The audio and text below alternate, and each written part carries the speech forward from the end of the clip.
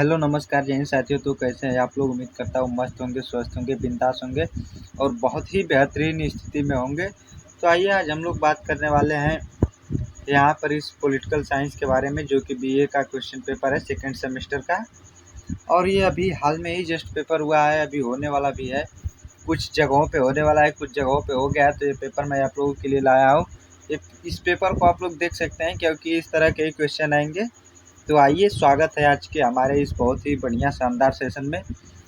तो फिर बिना देर के वीडियो को स्टार्ट करते हैं उससे पहले आपके लिए ज़रूर सूचना, अगर आप चैनल पर नए हैं तो चैनल को सब्सक्राइब जरूर कीजिए और वीडियो अच्छा लगे तो एक लाइक कीजिए और साथ में ही बेल आइकन को दबाना ना भूलेगा, क्योंकि इस तरह का जब भी वीडियो अपलोड हो उसका नोटिफिकेशन सबसे पहले आप तक पहुँचे।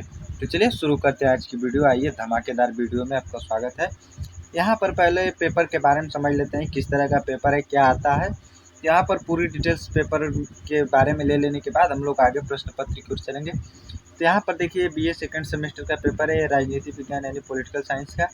ये माइनर सब्जेक्ट का पेपर है, जिसमें पेपर नेम होता है इंडिया एंड नेबर्स, मतलब भारत और पड़ोसी। ठीक है, बाकी यहाँ पर आगे कुछ दिए गए हैं, यहाँ पे इसको देख सकते हैं। यहाँ पर ये जो पेपर होता है 75 मार्क्स का होता है। बाकी इसमें आपको 2 घंटे समय मिलते हैं लिखने के लिए। ठीक है, यहाँ पर देखिए, ये प्रश्न पत्र जो होता है 3 भागों में बटा होता है, जिसमें से खंड अ है, मतलब लघुत्तरी अति लघुत्तरी प्रश्न होता है। इसमें आपको 5 प्रश्न दिए जाएंगे, जिसमें से प्रत्येक प्रश्न के लिए 2 अंक आपको दिए जाएंगे और हर एक प्रश्न का उत्तर देना अनिवार्य है। और जो है कि प्रत्येक प्रश्न की उत्तर की अधिकतम सीमा 50 शब्द है, यानी एक प्रश्न का उत्तर आपको 50 शब्द में दिया गया है। ये पेपर बाइलिंगुअल होता है। यहाँ पर आप इंग्लिश वाला सेक्शन भी देख सकते हैं, इसको आप इंग्लिश और हिंदी दोनों सेक्शन में कर सकते हैं। ठीक है, आपको जिसमें भी सूटेबल लगे उसमें आप कर सकते हैं। तो चलिए देखते हैं यहाँ पर किस तरह का प्रश्न आया हुआ है। तो देखिए, प्रश्न है पहला प्रश्न का, यहाँ पर ये वाला है, कारगिल युद्ध 1999, मतलब 1999 में कारगिल युद्ध जो हुआ था उसके बारे में लिखते हैं। दूसरा है पाक जल डमरू मध्य। ये पाक जल डमरू मध्य जो है, ये अधिकतर लोगों को कन्फ्यूजन होता है कि पाक नाम है तो ये पाकिस्तान के बीच होगा, लेकिन वास्तव में ये जो जल डमरू है ये भारत और श्रीलंका के बीच स्थित है, मतलब जल को जोड़ने वाला संधि है। ठीक है, दक्षेस मतलब सार्क। सार्क क्या है? सार्क में लगभग 8 देश शामिल है। उन देशों के बारे में आप लिख देंगे, कुछ इस प्रकार की होती है, उसके बारे में लिख देंगे। यहाँ पर अब क्वेश्चन डी है गंगा जल संधि, गंगा वाटर ट्रेजेडी, मतलब कि ये गंगा जल संधि क्या, उसके बारे में लिखना है। और क्वेश्चन नंबर ई है तालिबान।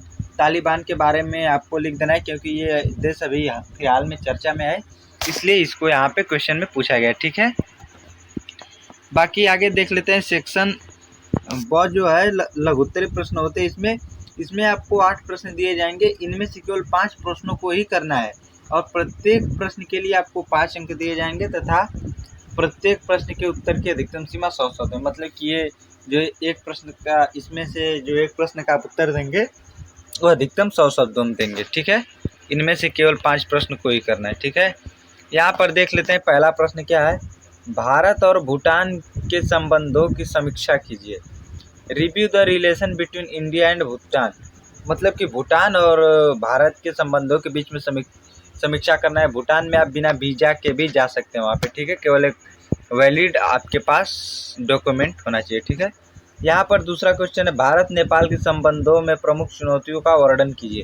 भारत और नेपाल के बीच के संबंध में क्या क्या चुनौतियाँ उसका वर्णन करना है। यहाँ पर इंग्लिश में हो जाएगा describe the major challenges in India Nepal relations, मतलब भारत और नेपाल के संबंधों की चुनौतियाँ। फिर तीसरा वाला प्रश्न है, पंचशील के सिद्धांतों को स्पष्ट कीजिए।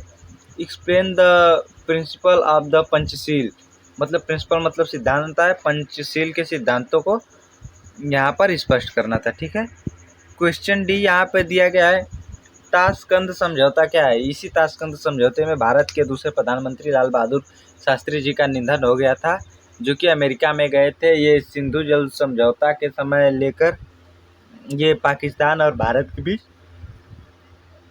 समझौता के लिए। यहाँ पर दिया गया इंग्लिश में व्हाट द ताशकंद एग्रीमेंट। ठीक है, क्वेश्चन नंबर ये है, गुजराल सिद्धांत को बताइए, मतलब गुजराल सिद्धांत क्या था इसको बताना है। एक्सप्लेन द गुजरात डिस्क्राइन। क्वेश्चन नंबर 6वां है, भारत की पड़ोस प्रथम नीति क्या थी? मतलब भारत की जो पड़ोस नीति प्रथम थी क्या थी? What the India's neighbourhood first policy. ठीक है। क्वेश्चन नंबर यहाँ पे आपको 7वां देखने को मिल जाता है इस तरह के क्वेश्चन। भारत और अफगान संबंधों की विवेचना कीजिए। मतलब भारत और अफगानिस्तान के क्या संबंध रहे उसके विवेचना कीजिए। मतलब कि ओवरव्यू इस प्रश्न पेपर का देखा जाए तो इसमें से एक ही बात निकल कर आती है कि भारत के जितने भी आसपास के देश हैं उनके बारे में केवल चर्चा किया गया। ठीक है। Discuss relation between India and Afghanistan. ठीक है। क्वेश्चन नंबर 8वां यहाँ पर देख लेते हैं, भारत के लिए मालदीव का क्या महत्व है? What the importance of Maldives for India. मतलब कि भारत के लिए मालदीव का क्या महत्व है? मालदीव जो है कि भारत के लिए किस प्रकार उत्तरदायी है? मालदीव की लगभग 60% जनसंख्या भारत की ही निवास करती है वहाँ पे। बाकी यहाँ पे जो तीसरा सेक्शन का पेपर है ये दीर्घोत्तरी प्रश्न होता है। इसमें आपको 4 प्रश्न दिए जाएंगे जिनमें से केवल 2 प्रश्नों का उत्तर देना है और ये प्रत्येक प्रश्न 20-20 अंक के है और ये जो प्रश्न का उत्तर आपको 400 शब्दों में लिखना है। ठीक है। अगर आपने अभी तक चैनल को सब्सक्राइब नहीं किया है तो चैनल को सब्सक्राइब कीजिए और वीडियो अच्छा लगे तो वीडियो को एक लाइक ज़रूर कीजिएगा। ठीक है। तो आगे देख लेते हैं इसमें किस प्रकार के क्वेश्चन है। इंग्लिश वाला सेक्शन आप देख सकते हैं पूरा साफ साफ स्पष्ट रूप में दिख रहा है। बाकी हम हिंदी वाले सेगमेंट को पढ़कर आगे बढ़ते हैं। भारत और पाकिस्तान के बीच विवाद के प्रमुख मुद्दों का विवेचन कीजिए। Discuss the major issues of the conflict between India and Pakistan. मतलब कि भारत और पाकिस्तान के क्या क्या विवाद रहे उन मुद्दों का विवेचना कीजिए। अभी देखिए ऑपरेशन सिंदूर जो हुआ है ये जो एक विवाद का कारण रहा है इसमें भी आप इसकी चर्चा कर सकते हैं। इस तरह के जो अभी हाल फिलहाल में जो भी घटनाएं घटती हैं उनको लेकर प्रश्न बनाए जाते हैं। ठीक है। इसका दूसरा वाला प्रश्न है, श्रीलंका में भारतीय शांति सेना की भूमिका का वर्णन कीजिए।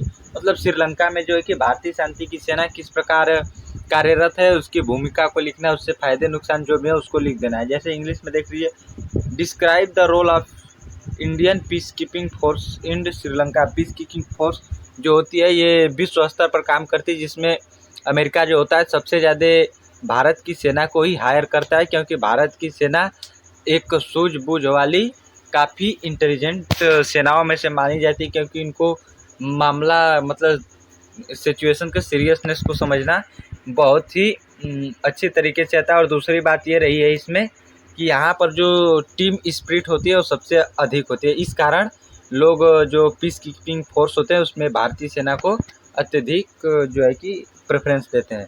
यहाँ पर सी वाला क्वेश्चन है, बांग्लादेश मुक्ति में भारत की भूमिका का वर्णन कीजिए। जो बांग्लादेश जब नया राष्ट्र बनकर उभर कर आया सामने तो उसमें भारत की क्या भूमिका रही इसका वर्णन करना है। जैसे उस समय की प्रधानमंत्री इंदिरा गांधी जी रही हैं तो बांग्लादेश को आज़ाद कराने में पूरी मदद की क्योंकि बांग्लादेश और पाकिस्तान दोनों एक ही देश थे। पाकिस्तान को बांग्लादेश आने के लिए हमारे देश के बीच से चीर कर आना पड़ता था, इसलिए हम लोगों ने सोचा कि 2 देश के वहीं न बना दिया जाए। Describe the role of India in the liberation of Bangladesh. मतलब बांग्लादेश के मुक्ति में भारत की भूमिका। ठीक है। क्वेश्चन नंबर डी है, भारत और चीन के बीच संघर्ष के प्रमुख कारणों को बताइए। Explain the main reason of the conflict between India and China. मतलब कि भारत और चाइना के बीच जो है कि एक प्रमुख संघर्ष के प्रमुख कारण क्या है, तो इसका एक कारण जो अक्साई चीन हो गया, दूसरा जो चिकन नेक्स जहाँ से भारत के साथ बनो ये सिक्किम मेघालय त्रिपुरा वाला जो जहाँ से जुड़ा हुआ है वो क्षेत्र हो सकता है। यहाँ पर इसके प्रमुख कारण यही विवाद के कारण रहे। बाकी चाइना जो है कि भारत पर कब्जा करना चाहता है ये कारण रहे हैं।